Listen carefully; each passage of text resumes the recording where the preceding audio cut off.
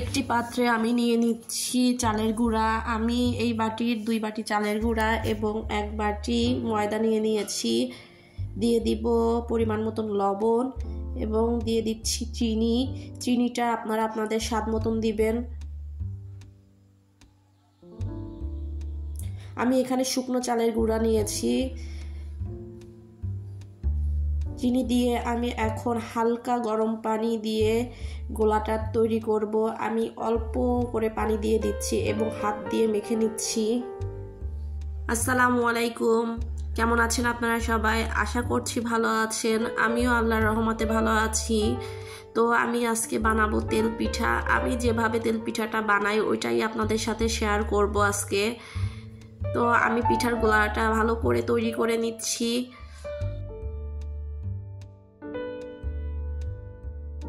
এই গোলাটাতে হালকা গরম পানি ব্যবহার করছি।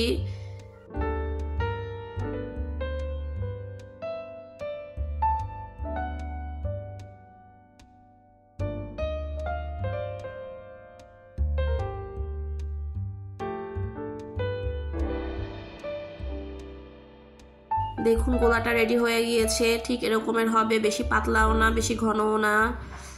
এখন আমি চলে যাব চুলাতে একটা কড়াই বসিয়ে দিব। তাতে দিয়ে দিয়েছি পরিমাণ মতন সয়াবিন তেল। তেলটাকে গরম করে নিয়েছি আমি।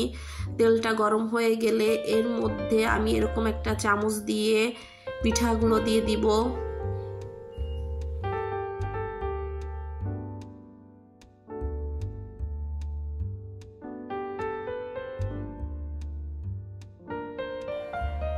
কয়েক সেকেন্ডের মধ্যে পিঠাটা কি সুন্দর ফুলে উঠবে।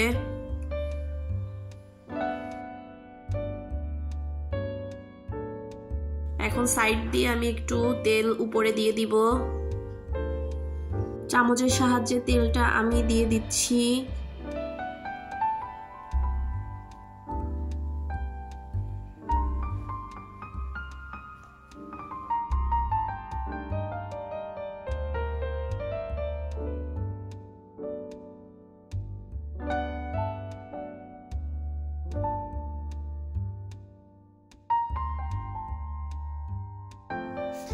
পিঠাটা উল্টে নিব।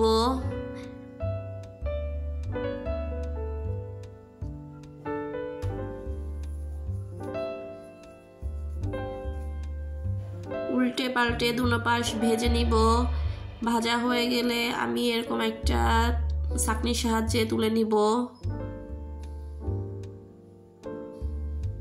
আমি আরো একটা পিঠা দিয়ে দিচ্ছি।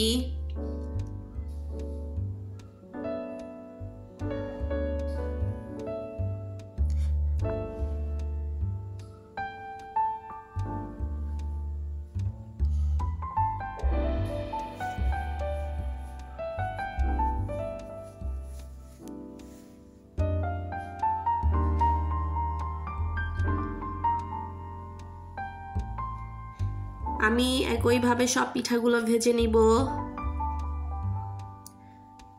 আমার সব পিঠাগুলো ভাজা হয়ে গিয়েছে। দেখুন পিঠাগুলো কত সুন্দর হয়েছে।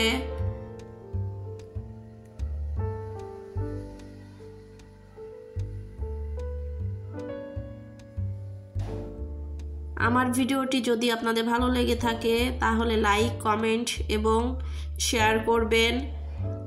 আর আমার চ্যানেলটি সাবস্ক্রাইব করে আমার পাশে থাকবেন। ভালো থাকবেন সবাই। আল্লাহ হাফেজ।